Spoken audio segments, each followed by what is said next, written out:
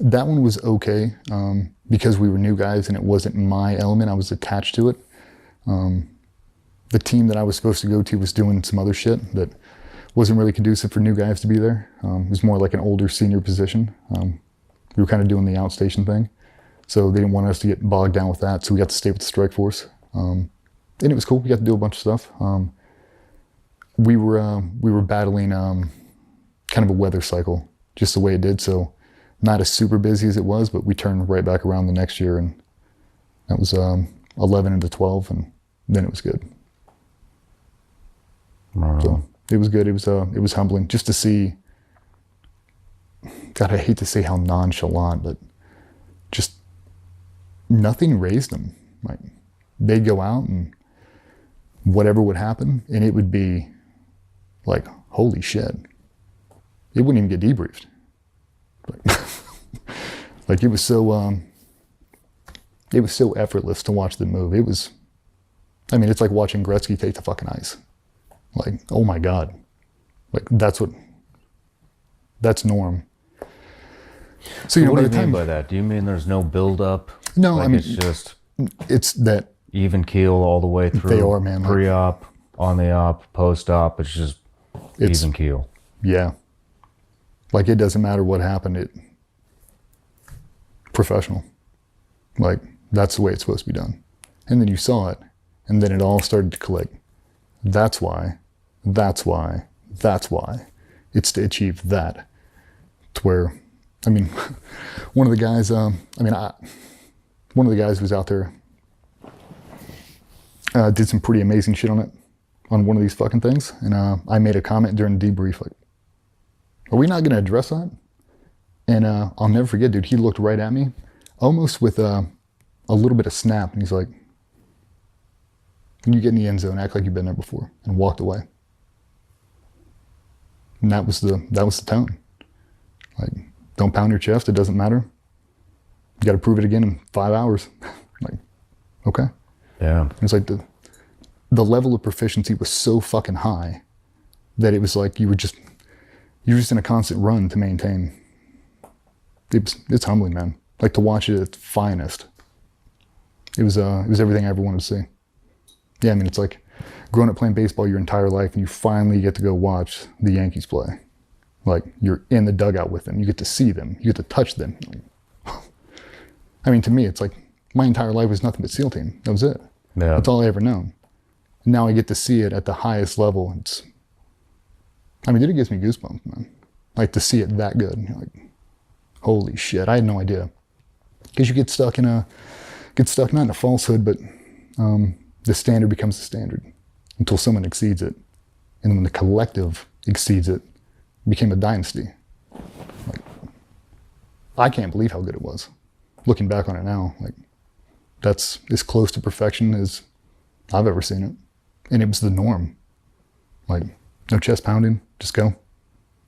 Like, humbling. Yeah, that's interesting. No. Especially, they really set the tone, it sounds like, when you get through Green Team and they're just, yep, Shipley, here, so-and-so, here. Yeah. Get in the fucking truck. Damn, man. So, makes a lot of sense. Mm-hmm. But, all right, let's take a quick break, and then when we get back, we'll get into a specific deployment you were on.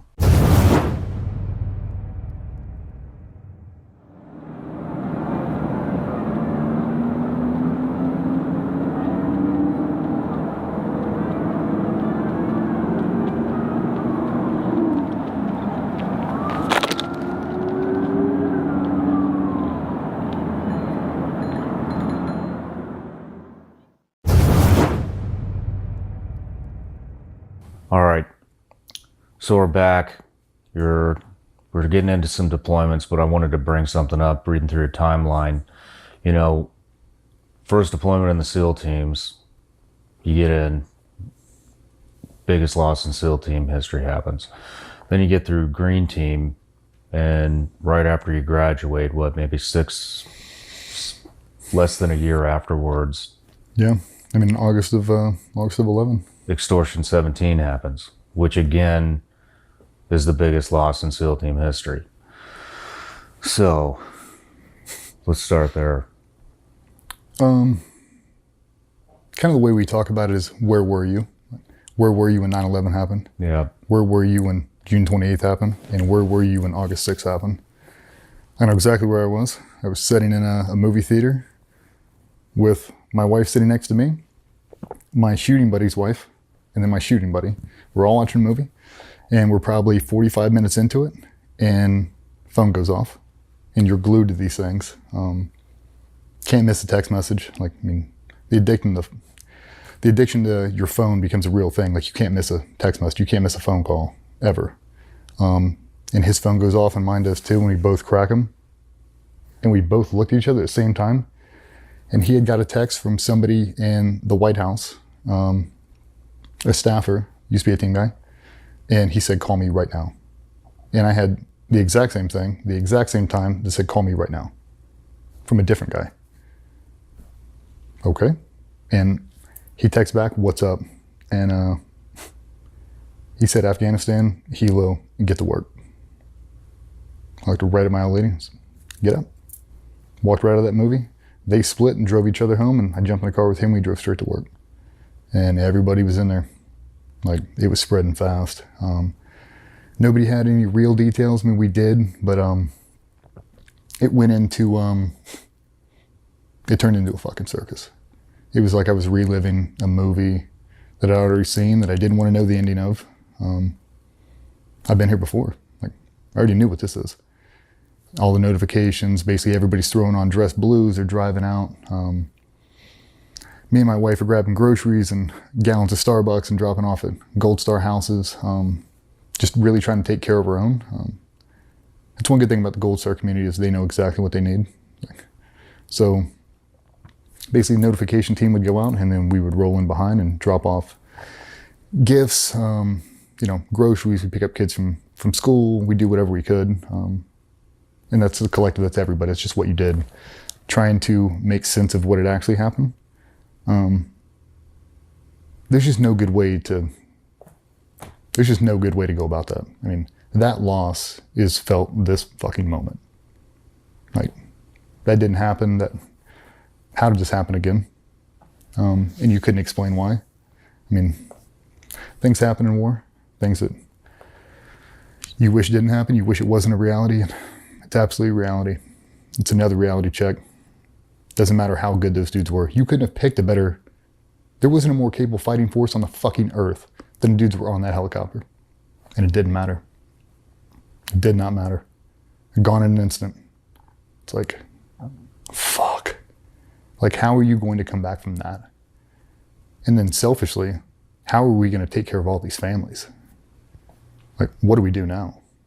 It's like every foundation just dumped in, trying to support, trying to do whatever they could to... I mean, inside of that, we're trying to rebuild. Like, we're still fighting the GWAT. Like, we can't let this be our defining moment. We just can't.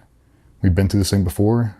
Unfortunately, the CO at the time had been through this exact same thing. He was a Group 2 Commodore when Red Wings happened. He had been through this whole fucking thing. So, put a plan into action. We had to rebuild the force, had to take care of all the families, take care of all the kids. Me and Patsy started making memorial t-shirts within 12 hours. Just trying to raise money, just trying to do anything. That's what a lot of people don't realize is there's a gap. Like, if you're pronounced dead, your paycheck stops. There's a long gap before any kind of life insurance comes in or any kind of support. So the only thing that puts food on the table, the only thing that puts gas in the cars are foundations. Like, people that are raising money. And we don't know how long that gap's going to be. Like, now we've got big name foundations that really lend a helping hand, but it doesn't matter. To them, to that singular family, the whole world just came crashing down. It's over. Like, it'll never fucking be okay now. It's like anything you can do to try to lighten that burden, you try to. That's making a memorial t-shirt, that's, picking up the kids and having them make skateboards, whatever it might be. You have to do something.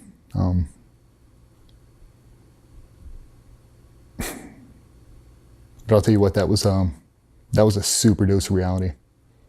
Because doing a lot of shit in helos, and it's like, that's the reality. That is exactly what is going to happen. Like, there's nothing you can do for that. It doesn't matter. Like, you can't plan for that. You just can't.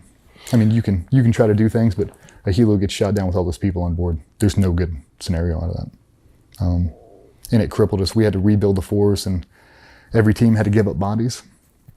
And that was the whole point of contention. Like, people wanting to rebuild, people not wanting to rebuild. I don't want to go. I want to go. Just, it was a circus there for a couple weeks. It was. Do you want to describe a little bit more in detail how many lost, what happened? Well, without getting many specifics, the weather was not in favor.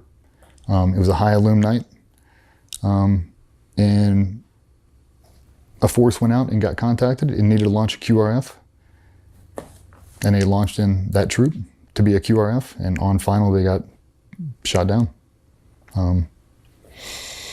Everybody's in there, like, you've got an amazing force, you've got the world's best sitting in the back of this flying school bus. It lands down, they shoot it out of the sky. It's, you just can't plan for it. I mean, you just can't. It's 31 people gone, including some Afghan partner forces, but an entire troop of people. Yeah. It's just gone.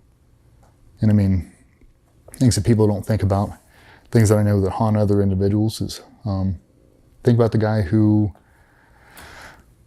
missed that deployment, had a shoulder surgery and wasn't there. Think about the guy who had to go home for a birth of his kid. You should have been there. Like, that's gonna weigh on that dude forever. And it is. I don't know, I just remember walking into the building, it being so fucking somber, just, you didn't know where to smile, like, you wanted to have fun at work, but you couldn't. Like, how dare you smile right now? It was one of those things, like, and it wasn't a forced, thing, it's just, it's what it was. I mean, we were in the trenches for a long fucking time, man. We just were, and it felt like it was so hard to get back out of it. We tried to rebuild, and we've got the force, and they're back, and they dumped every dude. They pulled guys from all the other teams and tried to rebuild that one troop, and they grabbed some fucking all-stars, man. They did. Like, they spared no expense. They grabbed some serious fucking talent, and they rebuilt. And they built a dynasty. Like, they built some fucking badass dudes. It was like one thing after another, so we get them all back up, and that's 2011. So I had Nick Check in my team. We were in the same 5-man team, and he got pulled out to go over there to backfill when all the guys got killed in Extortion. And it didn't feel right. It didn't seem right. Him and my wife were really tight. We did our first platoons together. And when he went over, I rolled into his team as a new guy. And I fucking loved him, man. God, he was awesome.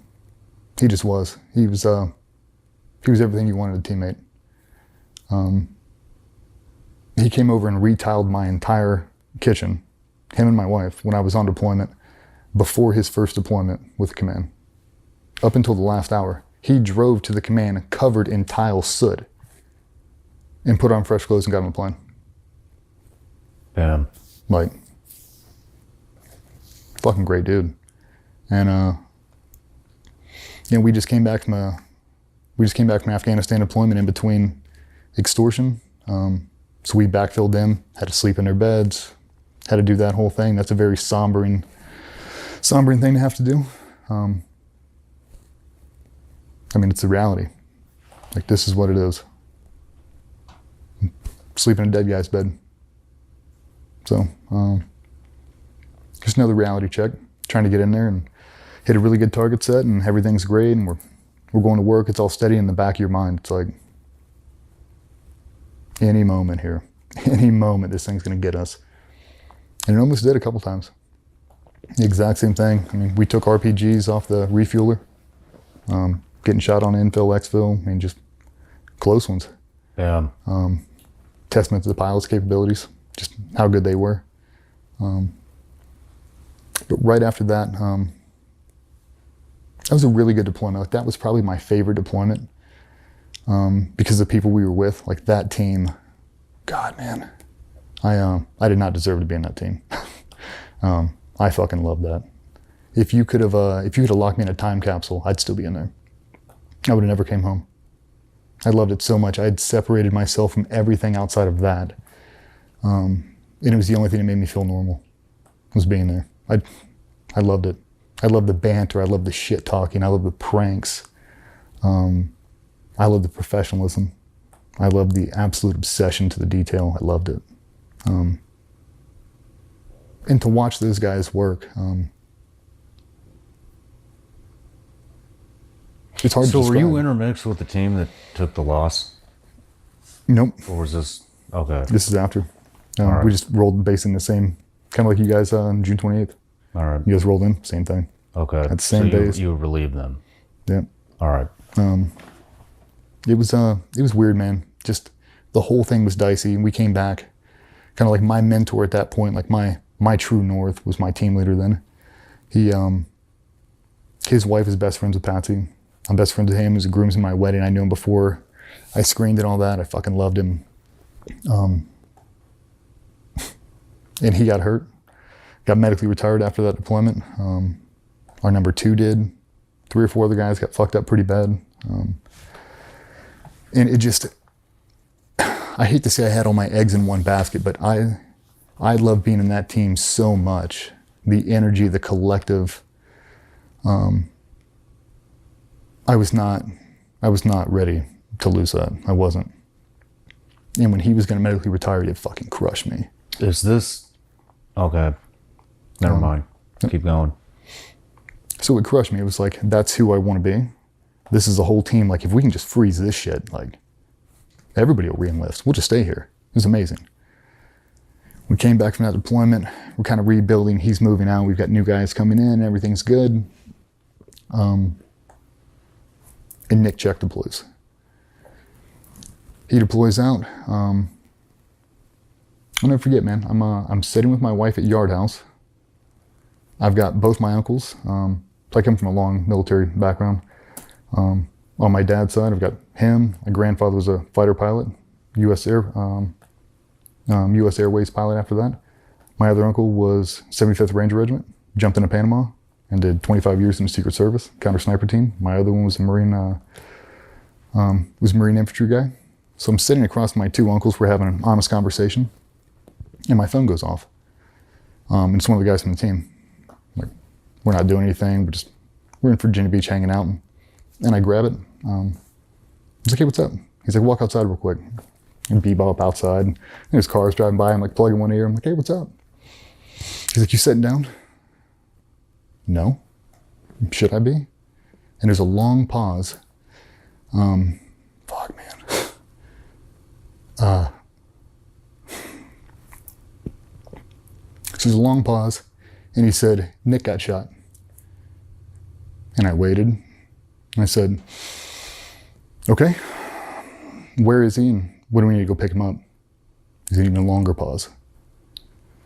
And I can feel it building up inside me. It feels like it's resting on my fucking sternum. It's about to come out of my fucking mouth, and I don't know what it is, but it's something. And in the shakiest fucking voice he could muster, he said, he's gone. And I let out a whimper, I let out something. I started fucking bawling. I'll be in work in 15 minutes. I hung up the phone, I dried my eyes real quick, and I'm like, I'm gonna walk in there, I'm gonna sit down at this fucking booth, I'm gonna eat my Kung Pao chicken, I'm gonna drink this Moscow Mule, and I'm gonna get through dinner, and then I'm gonna drive to work, and I'll tell Patsy tomorrow. Like, I mean, she loved Nick. She fucking loved him. And I sat down and I stared right in between my uncles. I picked a spot on the wall and I stared there, and they're all looking at me. I can feel it. And she put her hand on my shoulder, and I looked over at the corner of my eye, and she said, tell me. And I fucking lost it.